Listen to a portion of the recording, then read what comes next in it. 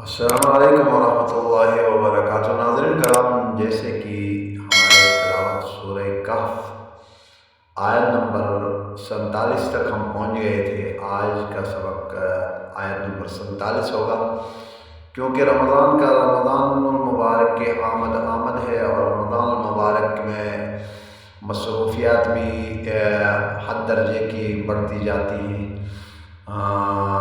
جو کہ درس و تدریس کے معاملے میں، پھر سننے سنانے کے معاملے میں۔ اس لیے احباب سے گزارش ہے کہ کہیں کوئی ویڈیوز وغیرہ میری مؤخر ہو جائے، تاخیر ہو جائے تو قبل از وقت آپ تمام حضرات سے پیشگی معذرت۔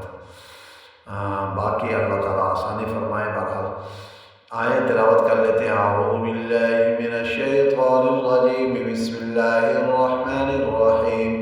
وَعُرِضُوا عَلَىٰ رَبِّكَ صَفًّا لَقَدْ جِئْتُمُونَا كَمَا خَلَقْنَاكُمْ أَوَّلَ مَرَّةٍ بَلْ زَعَمْتُمْ أَن لَّن نَّجْعَلَ لَكُم مَّوْعِدًا وَوُضِعَ الْكِتَابُ فَتَرَى الْمُجْرِمِينَ مُشْفِقِينَ مِمَّا فِيهِ وَيَقُولُونَ يَا وَيْلَتَنَا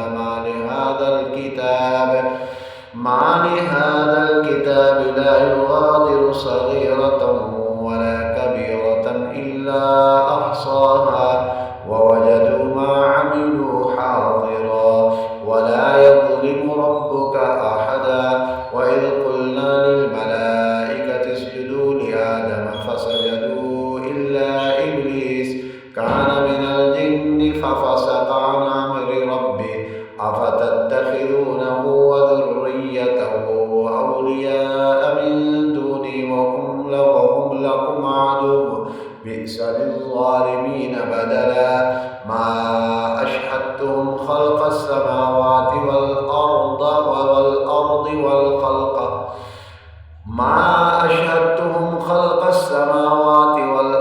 ولا خلق أنفسهم وما كنت متخذ المضلين عضدا ويوم يقول نادوا شركائي الذين زعمتم فدعوهم فلم يستجيبوا لهم وجعلنا بينهم موبقا ورأى المجرمون النار فظنوا أنهم مواقعوها ولم يجدوا عنها مصرفا ولقد صرفنا في هذا القرآن للناس من كل مثل وكان الإنسان أكثر شيء جدلا۔ آیت نمبر 54 تک مکمل ہو گیا۔ نیکسٹ ویڈیو میں ملاقات ہوگی۔ السلام علیکم ورحمۃ اللہ۔